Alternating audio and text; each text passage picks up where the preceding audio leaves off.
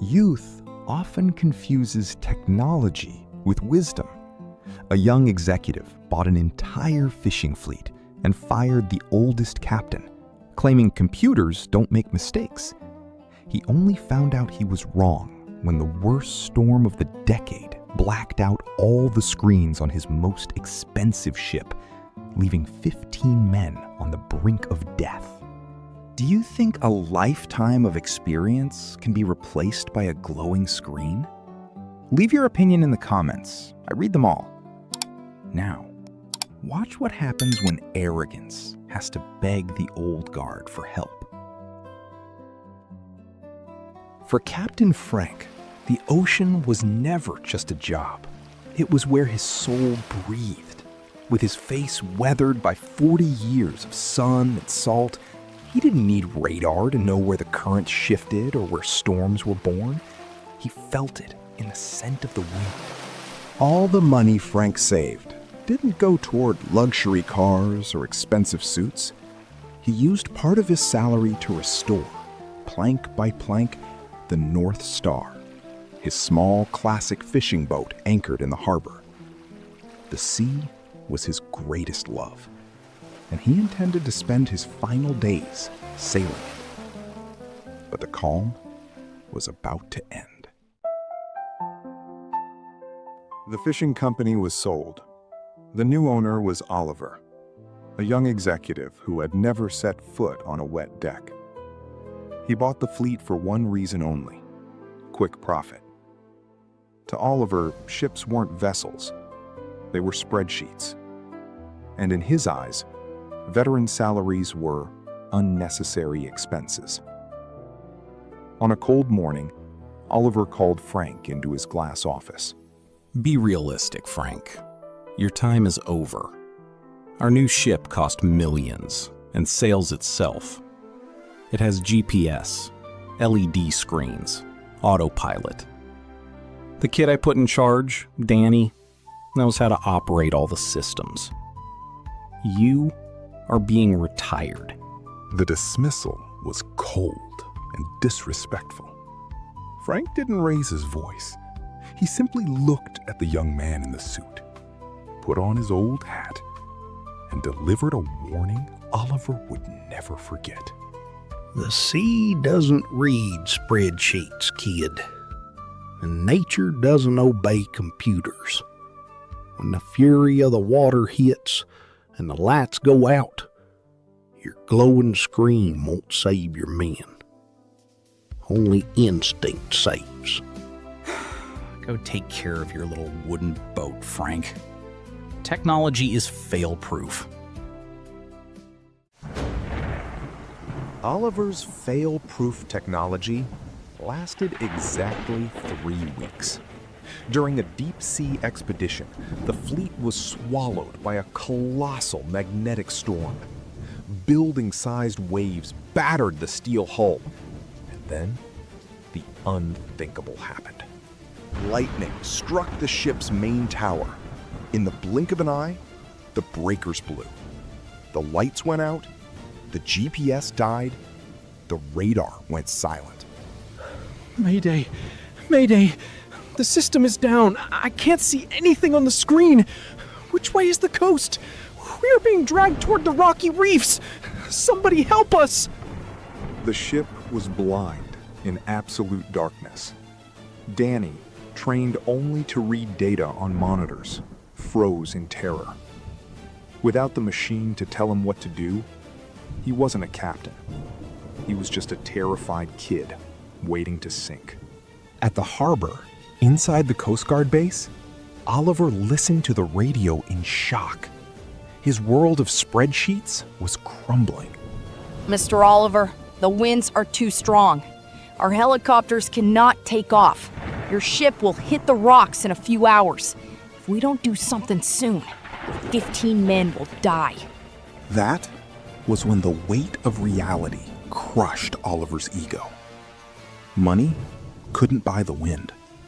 Technology had failed. For the first time, he remembered the old sailor's words. He muttered to himself, I know the only man capable of doing this job. Desperate, Oliver ran through the torrential rain to the old docks. He found Frank inside the North Star, illuminated only by a lantern, fixing the rudder. Oliver stood in the doorway, soaked and trembling, stripped of all his vanity. Frank, for the love of God. The electrical system went black. The ship was going to hit the rocks. The Coast Guard helicopters can't fly in this storm. 15 men are going to die because of my arrogance. You were right. I'm begging you. Save my crew. I'll pay you whatever amount you want, but please, help my company. Help me. I'm not going out in this storm for your money, Oliver. Definitely not for your company. I'm going out to get those poor boys. Cast off the lines. Frank's small wooden boat cut through the monstrous waves like an arrow. While the modern world panicked, the old sea wolf was at home. Lit only by the dim light of the dashboard, he ignored the modern radios. He looked at his old analog metal compass, felt the direction of the water through the hull's sway, and guided the boat through the darkness. When he spotted the steel giant about to collide with the reefs, Frank grabbed the battery-powered emergency radio and took absolute control. Danny, this is Captain Frank. Listen to my voice. Forget the dead dashboard. Get to the manual helm right now. Captain Frank, I don't know which way to turn. I can't see anything.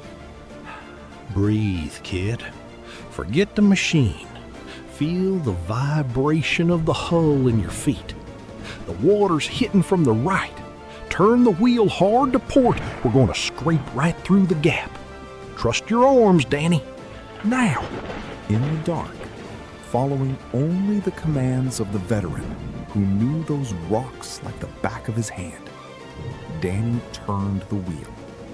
The ship groaned, fought against the tide, and by a hair's breadth escaped destruction, following the light of the small wooden boat back to the harbor.